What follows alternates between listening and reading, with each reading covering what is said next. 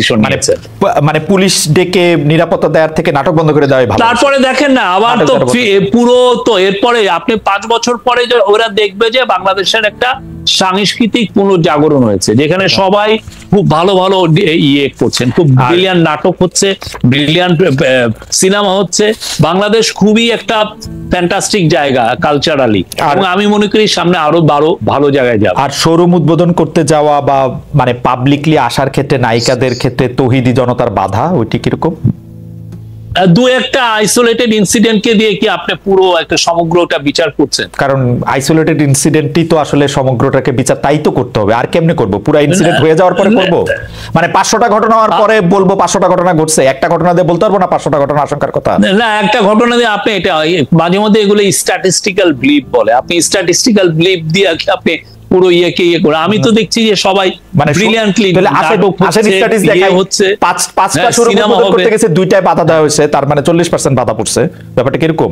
না না, এটা কোনো ইয়েই না। আপনি দেখেন না, আমরা তো বলছি যে আর আমাদের কারো প্রতি কোন ইসলামিস্ট কোন গ্রুপের কে আমরা প্যান্ডারিং করি না। আমরা এসছি একটা মহৎ দায়িত্বে, রাষ্ট্র বিনির্মাণে যে গণ অভ্যুত্থান হলো তাদের ইয়েকে আমরা ধারণ করে আমরা এই কাজে আছি, তাদের স্পিরিটটাকে ধারণ করে। আপনি গতকালই এক সংবাদ সম্মেলনে শফিক ভাই নিজেই স্পষ্ট করেছেন জুলাই আগস্টের হত্যাকাণ্ড নিয়ে কোনো ঢালাও মামলা আপনি পছন্দ করছেন না। মামলার আরো একটি দিক হচ্ছে হত্যার বিচারের জন্য মামলা হয়েছে, এমন নিহত কাউকে খুঁজেও পাওয়া যাচ্ছে। এই বিষয়টা নিয়ে কিছু বলবেন কিনা? আপনি কালকে স্পষ্ট করেছেন। আমরা আমাদের পুলিশের কাছে এটা বলা হয়েছে যে যদি কারোকে হয়রানিমূলক মামলা করা হয়, আপনারা প্রত্যেকটা মামলা তাড়াতাড়ি আপনারা এগুলো ইনভেস্টিগেট করেন। আপনারা দেখেন যে কার এগেইনস্টে যাদের নাম এসছে তাদের এগেইনস্টে এভিডেন্স গুলো আছে কিনা। এভিডেন্স গুলো না হলে তাদের নামটা ফেলে দেওয়া হোক। এটা পুলিশকে সেই সেপ্টেম্বর মাসে এটা বলা হচ্ছে। ওকে, আপনি একটু পলিটিক্যাল অ্যানালিস্ট হিসেবে দেখবেন কিনা যে আওয়ামী লীগ সরকারের পতন আন্দোলনে কিন্তু সবাই আমরা একসঙ্গে ছিলাম, মানে বামপন্থী, মানে পলিটিক্যাল পার্টিগুলির কথা আমরা বলতেছি আর কি, যে আমরা তো ছিলামই পলিটিক্যাল পার্টিগুলি, বামপন্থী, বিএনপি, এমনকি বাম ধারার বুদ্ধিজীবী যারা আছেন তারাও অনেক ক্ষেত্রে সরাসরি আন্দোলনে অংশ নিয়েছেন, পুলিশের বুকের সামনে দাঁড়িয়েছেন, অনেক কিছু করেছেন। কিন্তু এখন তারা অন্তর্বর্তীকালীন সরকারের সমালোচনাই শুরু করেছেন, কিছু ক্ষেত্রে বিরোধিতা করছেন। কিন্তু আপনি যেটা বলছেন যে আপনার আলাদা করে কারো মানে কিছু বলা নাই, তাদের মানে ইসলামপন্থী ধর্মীয় বক্তা তারা কিছু কিছু বিষয় আপনাদের সমর্থন করেছেন, আবার কিছু কিছু উপদেষ্টা নিয়োগ এনতেন এগুলি নিয়ে আবার মানে বিরোধিতা করছেন। আপনারা এটাকে কিভাবে দেখেন? আপনি তো মানে সোশ্যাল মিডিয়াতে অনেকে অনেক কথা লিখতেই পারে। হ্যাঁ, আমরা সবাইকে মানে কনস্ট্রাকটিভ ক্রিটিসিজম আমরা ওয়েলকাম করি। এইটা খেয়াল করেছেন কিনা যে এই সরকারের আমলে যত বিচারক নিয়োগ দেওয়া হয়েছে উচ্চ আদালতে, আবার নিম্ন আদালতের গুরুত্বপূর্ণ জায়গায় যেসব বিচারকদের বসানো আছে, আপনি কি খেয়াল করেছেন যে এটা ওভার কম্পেনসেট করতে গিয়ে বিএনপি বা জামায়াতের খুব গুরুত্বপূর্ণ বা খুব মানে কি বলবো খুব নিবিড় ভাবে সম্পর্কযুক্ত লোকদেরই আসলে নিয়োগ দেওয়া হয়েছে কিনা, নাকি ঠিকই আছে ভালো লোকদের নিয়োগ দেওয়া? আমি এই পুরো 1-to-1 আমি বলতে পারবো না, বাট আমরা মনে করি যে আমরা যারা কম্পিটেন্ট তাদেরকেই নেওয়া হচ্ছে, সেটা আমাদের দৃঢ় বিশ্বাস। মানে এখন আপনি যদি 1-to-1 বলেন যে ইনি সেটা নিয়ে আমি বলতে পারবো না, বাট আমরা মনে করি যারা এই লিগ্যাল প্রফেশনটা খুব ভালো বুঝেন, বাংলাদেশের জুডিশিয়ারির উপরে যাদের যথেষ্ট জ্ঞান আছে, যথেষ্ট, আপনি নিজে তো লয়ার স্টুডেন্ট, তাদেরকে জার্নালিজম স্টুডেন্ট, কিন্তু আসলে হয়তো কেউ মানে আপনার সাথে পরের আলোচনা আমি নিশ্চয়ই হয়তো কিছু বিষয় আপনাকে আপনার দৃষ্টিও আকর্ষণ করতে পারি। যাই হোক, পাকিস্তানের সঙ্গে বাংলাদেশের নতুন সম্পর্ক গড়ে উঠেছে। করাচি থেকে প্রথমবারের মতো জাহাজ এলো। আওয়ামী লীগের সঙ্গে যার যার বৈরিতা ছিল তার সঙ্গে বন্ধুত্ব করা হবে, এইটা কি এই সরকারের পররাষ্ট্রনীতি, নাকি সরকার পররাষ্ট্রনীতিটা অন্যভাবে দেখছে? সবে আপনি কি দেখেন? না, সরকার পররাষ্ট্রনীতি এখানে প্রফেসর ইউনূসের এটা খুবই, উনি একটা, আমি এটা ওই যে আমার যে 9 পয়েন্টের মধ্যে এটা লিখেছি যে ফরেন পলিসিতে উনি নতুন ডিরেকশন এনেছেন। এটা কি উনি চাচ্ছেন যে সার্ক যেটা মরিবান্ড হয়েছে, মানে একটা মৃতপ্রায় হয়ে রয়েছে, সেটাকে উনি রিভাইভ করতে চাচ্ছেন। সার্কের মধ্যে সমস্ত দেশের সাথে যাতে আমরা খুব দৃঢ় একটা খুব সুন্দর সম্পর্ক তৈরি করতে পারি, এই জন্য এই বছর ওনার ইচ্ছা ছিল যে আমরা, উনি যখন ইউনাইটেড নেশনের জেনারেল অ্যাসেম্বলিতে গেলেন তখন ওনার ইচ্ছা ছিল যে যতগুলো সার্কেল লিডার আসবে তাদের সাথে যত একবার 5 মিনিটের জন্য হলেও যেন ফটোশুট করা, তাতে হয় কি এক ধরনের মেসেজ যায় প্রত্যেকটা দেশে যে না আমরা একসাথে আছি, এবং এতে হয় কি যেই বৈরিতা তৈরি হয়, আমি আপনার সাথে যদি কথা না বলি তাহলে আপনার সাথে দূরত্বটা বেশি তৈরি হয়, আমি আপনার সাথে কথা বললি তাই একসাথে থাকি তাহলে হয় কি অনেক ধরনের সমস্যা খুব দ্রুত সমাধান হয়। তো আমরা মনে করি যে ওনার ইচ্ছা হচ্ছে যে সার্কটাকে রিভাইভ করা।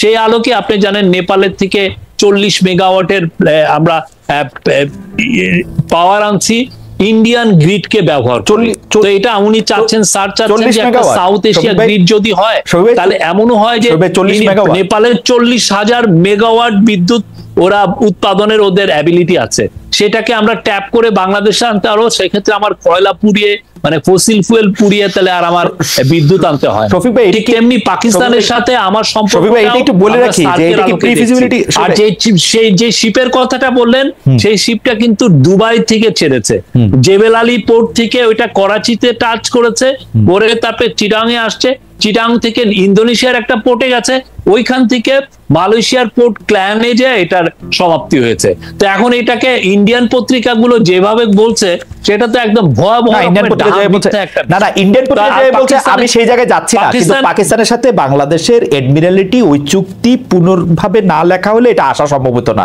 যেহেতু এটা করাচি টাচ করেছে সেই জন্যই। সেটা অসুবিধা কি পাকিস্তান? আমার কোনো অসুবিধা নাই, আমার কোনো অসুবিধা নাই, আমার কোনো অসুবিধা নাই, আমার কাছে আমার খুবই সুবিধা লাগে, আমার কাছে খুব সুবিধা লাগে দেশের সাথে আমরা ভালো, আমার খুব সুবিধা লাগে। কারণ হচ্ছে শেখ হাসিনাও তো ইমরান খানকে ফোন করেছিলেন, এক ধরনের কমিউনিকেশন ইনিশিয়েট করেছিলেন, সেটা হয়তো তিনি জারি রাখতে পারেন নাই, নানা ধরনের দুর্বলতা তার ছিল, সেটা আমার কোনো অসুবিধা নাই, আমার কাছে সেটা সুবিধাই মনে হয়।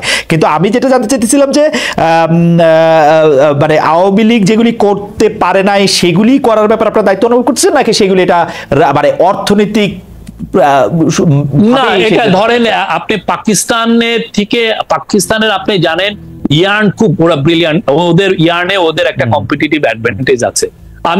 আমি যেখান থেকে পণ্য আনলে আমি মিনিমাম সুবিধা পাবো আমি সেই জায়গায় যাবো, আমার ওই বৈরি আমি রেখে আমার লাভ নাই, আমার ইকোনমি তাতে হয়। আমার এই যে পেঁয়াজ আমি দেখছি যে ইন্ডিয়ার থেকে পেঁয়াজ আনলে আমার পাকিস্তানে এই বছর পেঁয়াজ ভালো হয়েছে, আমি যদি পাকিস্তানেতে কম দামে পেঁয়াজ আনতে পারি ওয়াই নট, আমি নিয়ে আসি। তা আমি এই যে আরেকটা দেশকে আমি ইয়েতে রেখে আমি ট্রেডের ক্ষেত্রে we want to be good friends of everyone. ওকে, শেষ প্রশ্ন, আপনি আপনার জায়গা থেকে যে নেপাল থেকে যে আপনি বিদ্যুৎ আনতে করতে বলছেন সেটাতে তো আসলে করিডোর হিসেবে ভারতের মাটি ব্যবহার করতে হবে, সেই ব্যাপারে আপনাদের কথা হয়েছে কিনা ভারতের সঙ্গে? সেই ব্যাপারে আমরা স্যার বারবার বলছেন যে উনি চান একটা সাউথ এশিয়া গ্রিড হোক।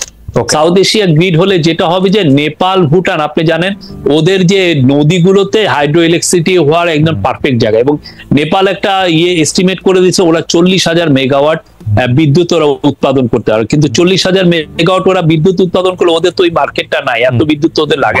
তো আবার যেটা এক্সট্রা বিদ্যুৎ ওরা বাইরে নেপাল ভারতের কাছে বেচবে, আমরা খুবই ইচ্ছুক আমরা নিতে, ওরাও বিক্রি করতে চায়। আমাদের যেটা করতে হবে নেপালের সাথে আমাদের একটা দূরত্ব হচ্ছে 40 মাইলের মতো, রাইট? সেই জায়গাটা ইন্ডিয়ান গ্রিডটা, এবং আমরা ইন্ডিয়ার সাথে এই ব্যাপারে কনফিডেন্স নেপাল বিদ্যুৎ উৎপাদন করলে সেটা ইন্ডিয়া কিনবে না কেন? শফিক ভাই, নেপাল বিদ্যুৎ উৎপাদন করলে সেটা ইন্ডিয়া কিনবে না কেন? ইন্ডিয়া তো আরো বেশি এনার্জি, না ইন্ডিয়াও কিনছে, আমরা তো ওয়েলকাম করি, এই জন্যই সাউথ এশিয়া গ্রিডের কথা। যে ইচ্ছা কিনুক, অসুবিধা নাই, আমিও কিনি তুমিও কিনো, সবাই একটা গ্রিড ব্যবহার করে, এটা ইউরোপে আছে না, ইউরোপিয়ান ইউনিয়ন ভুক্ত দেশে আছে না। আমরা